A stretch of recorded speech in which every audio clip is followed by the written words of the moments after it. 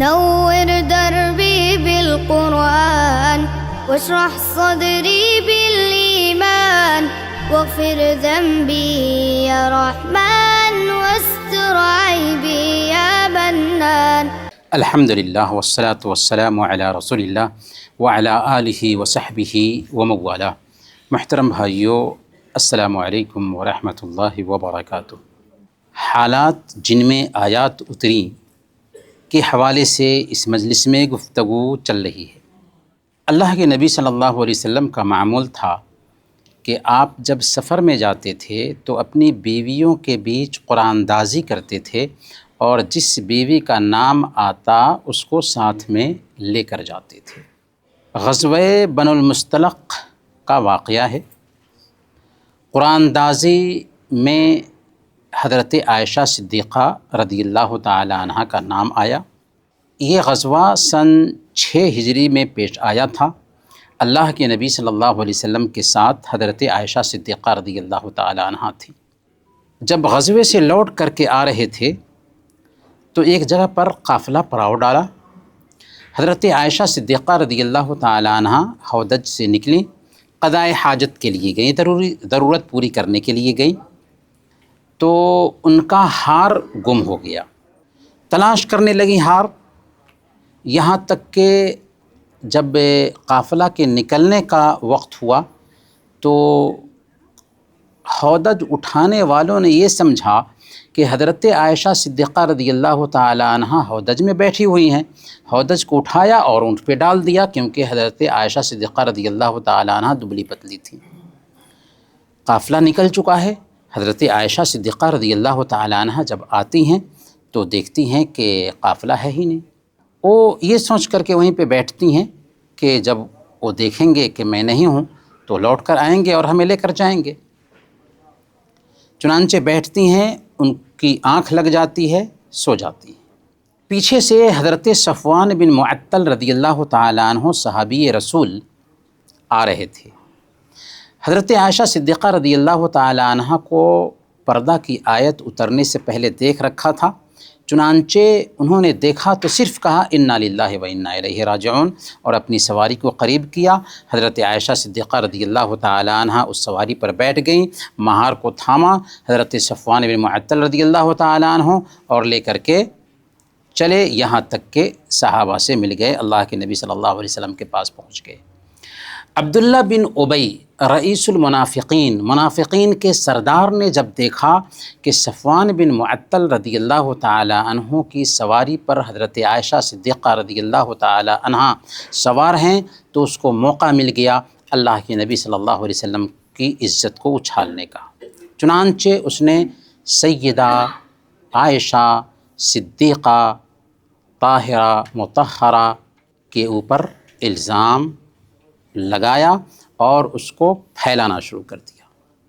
حضرت عائشہ صدیقہ رضی اللہ تعالی عنہ جب سفر سے واپس ہو کر کے آئی تو ان کی طبیعت خراب ہو گئی.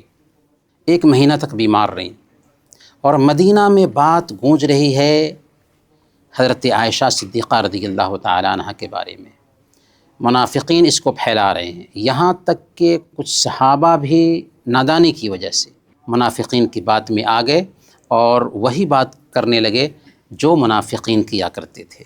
اللہ کے نبی صلی اللہ علیہ وسلم جب حضرت عائشہ صدیقہ رضی اللہ تعالی عنہ کے پاس جاتے تھے تو حضرت عائشہ صدیقہ رضی اللہ تعالی عنہ کہتی ہیں کہ آپ کے معمول میں ہلکا سا فرق دکھائی دیتا تھا کہ بیماری کے وقت جو برتاؤ آپ کا ہوتا تھا ویسا برتاؤ نہیں ہو رہا تھا میرے ساتھ.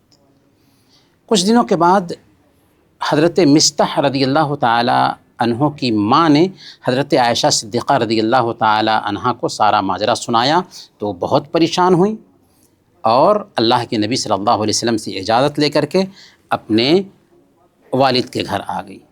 اللہ کے نبی صلی اللہ علیہ وسلم ایک دن حضرت عائشہ صدیقہ رضی اللہ تعالی عنہ کے پاس آتے ہیں اور کہتے ہیں کہ اے عائشہ، اگر تو بری ہے تو اللہ تعالیٰ تیری برات اتار دے گا، اور اگر تجھ سے گناہ ہوا ہے تو توبہ کر لو، اللہ تعالیٰ معاف کرنے والا ہے. حضرت عائشہ صدیقہ رضی اللہ تعالی عنہ جب یہ بات سنتی ہیں اللہ کے نبی صلی اللہ علیہ وسلم کی زبان سے تو کہتی ہیں کہ میں اس پر کچھ بھی نہیں کہوں گی سوائے وہ بات جو حضرت یعقوب علیہ الصلوۃ والسلام نے یوسف علیہ الصلوۃ والسلام کی خبر سن کر کے کہا تھا فصبر جمیل واللہ المستعان علی ما تصفون، کہ ہم صبر کرتے ہیں اور جو کچھ بھی باتیں کہی جا رہی ہیں اس سے ہم اللہ تعالیٰ کی مدد چاہتے ہیں۔ ابھی یہ بات ہی ہو رہی تھی کہ اللہ کے نبی صلی اللہ علیہ وسلم کے اوپر وحی اترتی ہے اور اس کے اندر سارا قصہ سنا دیا جاتا ہے۔ اللہ رب العالمین نے تقریباً 10 آیات میں اس پورے قصے کو بیان کیا۔ حضرت عائشہ صدیقہ رضی اللہ تعالی عنہ کی برات اتاری۔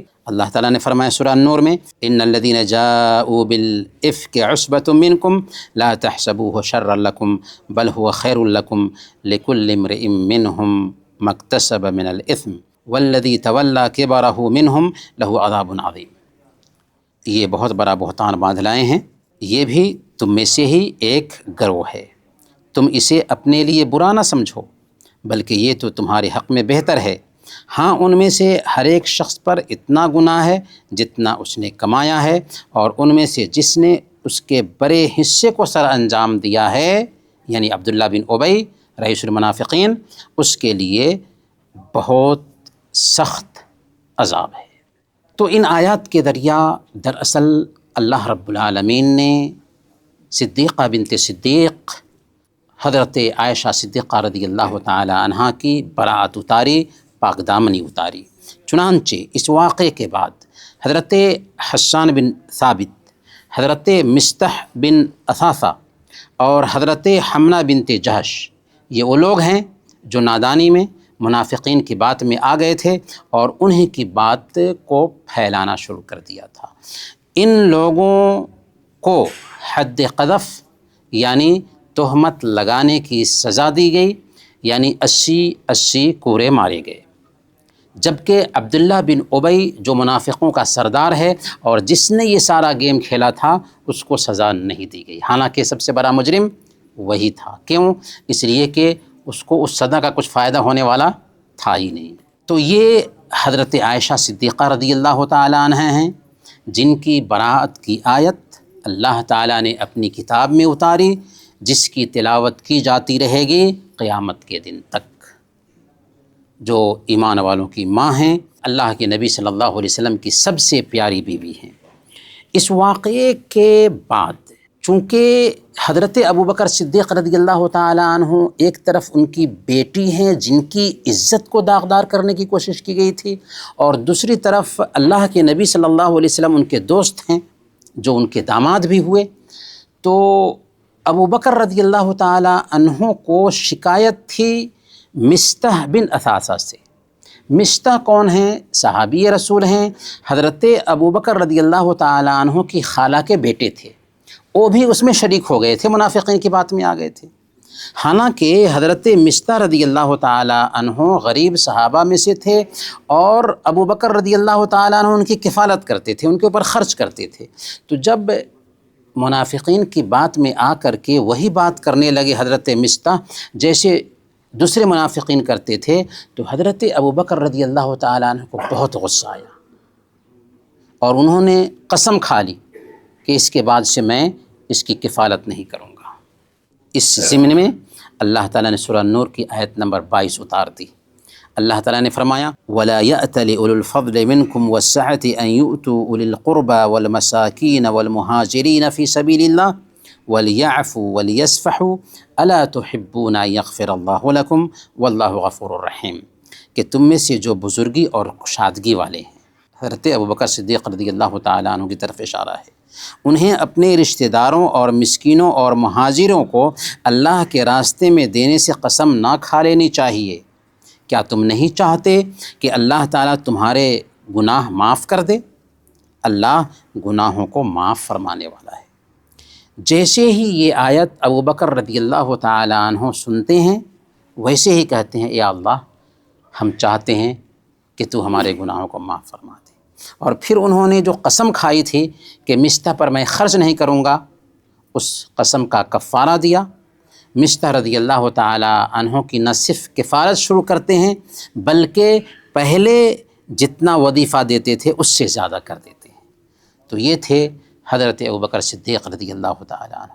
تو یہاں پر سب سے اہم سبق یہ ملتا ہے کہ اگر کسی کی عزت کو سماج میں داغدار کرنے کی کوشش کی جاتی ہے تو فوراً اس پہ کان نہیں دھرنا چاہیے۔ اسلام نے 4 گواہ کی شرط، فوراً کان نہیں دھرنا چاہیے، بلکہ کہنا چاہیے کہ او بندہ پاک دامن ہے، او بندی پاک دامن ہے، پہلے ہی مرحلے میں، کیونکہ 4 گواہ جب تک نہ ہو تب تک کہ کسی کی عزت پہ بات نہیں کی جا سکتی ہے۔